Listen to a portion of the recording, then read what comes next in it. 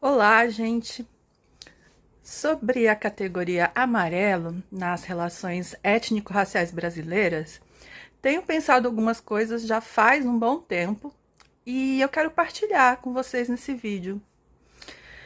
Eu sou uma psicóloga social que veio atuando em políticas públicas, né? E há um tempo atrás, eu notei como que em alguns trabalhos valiosos dessa geração mais recente de pesquisadores, inclusive asiáticos, têm sido propostas que, sim, não raras vezes, uma contestação das categorias raciais, entre outras. Nesse sentido, eu acabei comentando em algumas arguições de banca que eu participei que essas classificações, elas são instrumentos artificiais, então, decorrentes do próprio processo de colonização. Se a gente for ver a história das relações raciais brasileiras, essas categorias foram se compondo sempre em função de interesses dos estados, inclusive. Com relação à categoria amarela no censo brasileiro, a gente tem os trabalhos da Laís Miwarriga, do Bruno Hayashi, trazendo como que a categoria amarelo surge no censo em 1940, com propósitos, né, no contexto da Segunda Guerra, como uma estratégia política, inclusive do governo japonês, e também do governo brasileiro, né, a necessidade de ter um registro do tamanho dessa população de imigrantes japoneses e de descendentes.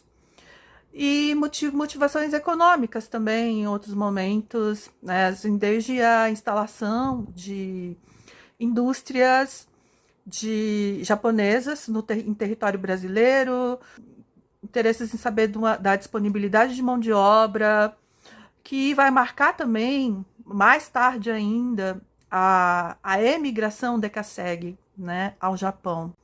E eu coloquei também que, ao mesmo tempo, no histórico de atuação dos movimentos sociais negros brasileiros, o quesito cor-raça, ele surge como essa estratégia crucial de mapeamento das desigualdades e que sustenta várias políticas públicas. Em lugares que eu já trabalhei, no Sistema Único de Assistência Social, no Judiciário, sempre tem algumas profissionais não brancas, em geral, que têm o esforço de propiciar um letramento em torno das categorias do IBGE. E isso em meio a resistências assim, da instituição, de colegas, de parte do público que a gente atende. Eu me espantei muito quando eu entrei no judiciário, em 2018, e eu me deparei com vários formulários de equipamentos que atendem uma maioria de pessoas, crianças e adolescentes negros. E aí, nesses formulários, estava ali branco, indígena, amarelo, pardo e negro. Ou seja, nesses lugares se diferenciava a categoria pardo da categoria negro, como sendo coisas distintas. E eu também vi uma substituição do termo amarelo por outros não oficiais, né? Eu também me lembro de um casal de meia idade que eram pretendentes à adoção, inclusive à adoção interracial, que eu entrevistei e tive que fazer várias intervenções, porque eles tinham uma visão bastante assistencialista da adoção, entendiam que poderia haver problemas de adaptação só por conta de problemas relacionados à origem da criança e não se colocavam nesse processo, que é um processo intersubjetivo, né? Em que a identidade, que a forma de acolher essa criança participa muito. E No momento que eu fui trabalhar essa questão da cor-raça, eles simplesmente começaram a dar risada e, num tom de chacota, a mulher desse casal olhou para mim e falou: "Ah, você tem que responder? Ah, então eu sou amarela." Na complexidade das relações raciais brasileiras, sempre tem muito desafio. Mas, na minha prática, eu acredito que um uso consciente e crítico desse quesito pode ser propiciador de diálogos sobre raça nos atendimentos nas instituições, e não necessariamente um engessamento de identidades. A doutora Carla Cotirene, que sempre ressalta a importância da responsabilidade, da autenticidade, né, nas autodeclarações, vai contar num post que dentro do sistema prisional, né, que é um campo, parte das pesquisas dela, homens que ela lia como negros pardos se declaravam como amarelos, às vezes. O campo do serviço social, aliás, e foi muito importante para entender que o mapeamento dessa pluralidade de condições sociais que estão relacionadas à leitura fenotípica da raça tem a ver com promoção de equidade. E, novamente, voltando à categoria amarelo, a gente precisa ter essa consciência da pluralidade interna, né, dentro do que é lido como comum, né, em termos fenotípicos. Porque existe essa diversidade de história dos grupos étnicos que foram hierarquizados pelo imperialismo japonês e ocidental. Só para citar um trabalho, tem o Memorita, que vai trazer essa história de indígenas Ainus no território japonês, e também vai tentar fazer esse resgate da diáspora Ainu aqui no Brasil. A gente vai pensar também, né, em como que algumas pessoas nessas diásporas, não só Ainu, mas outras lidas como amarelas, vão ter origens familiares em duas ou mais racialidades, e vão ter que lidar com essa questão do pertencimento subjetivo, nos conflitos, as angústias, ter que fazer várias escolhas.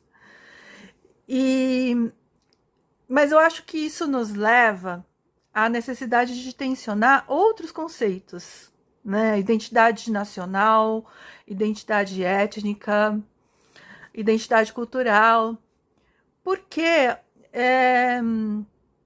nessa contemporaneidade, né, no mundo que a gente vive,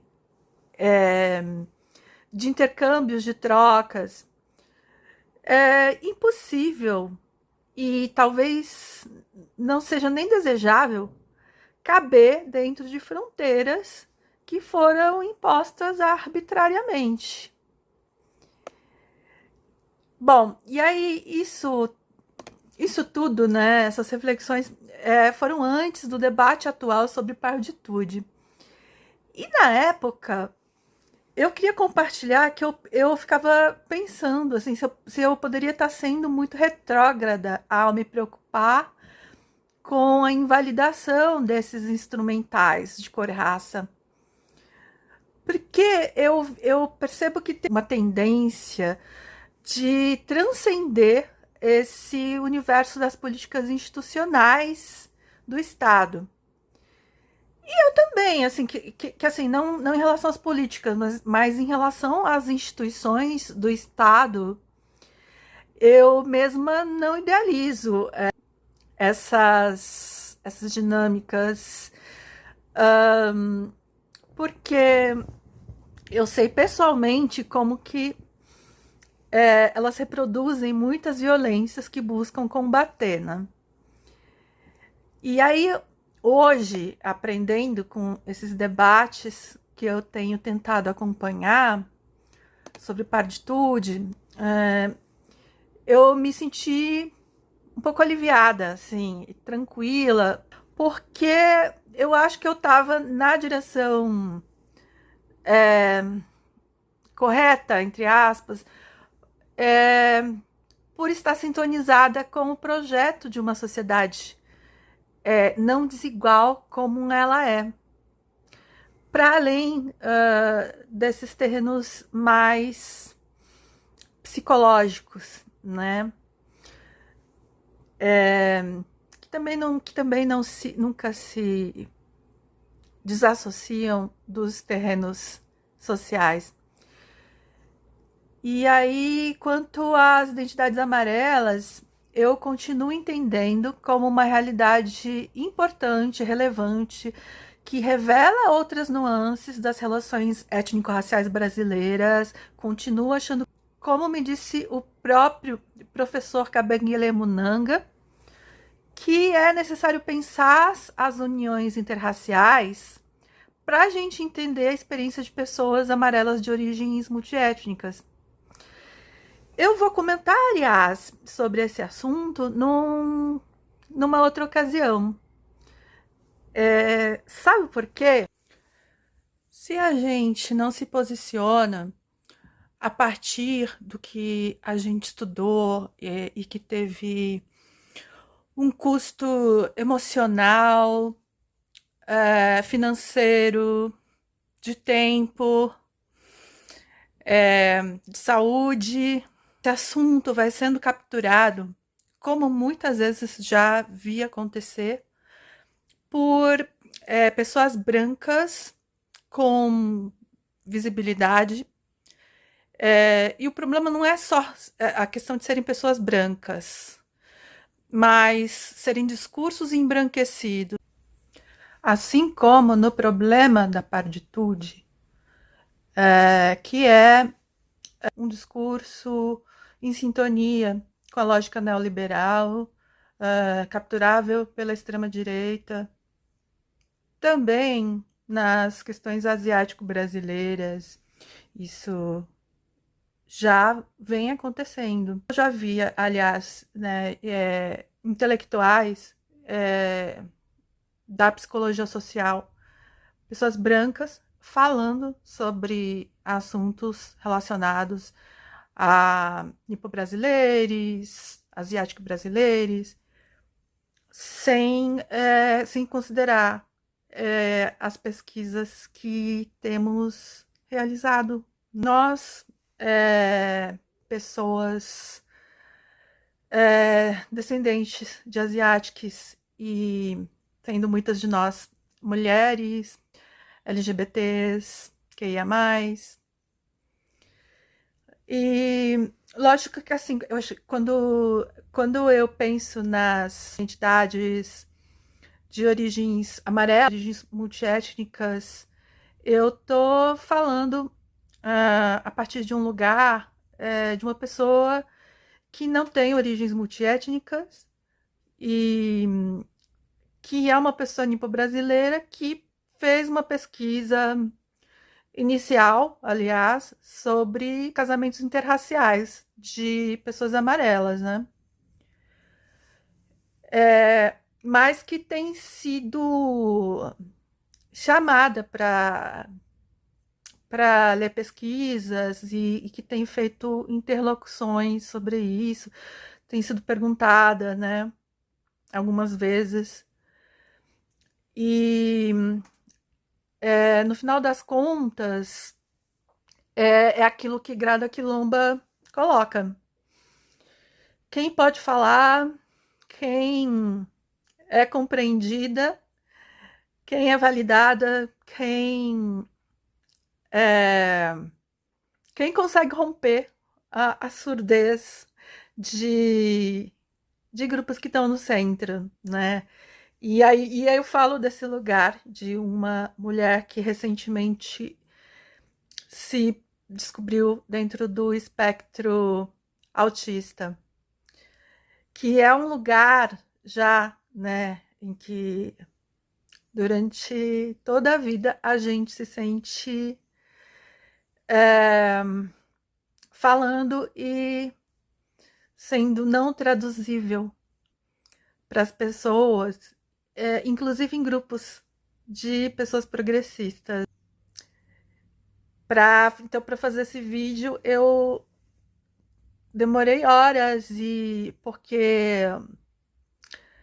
a fala falha, a comunicação, ela passa por um processamento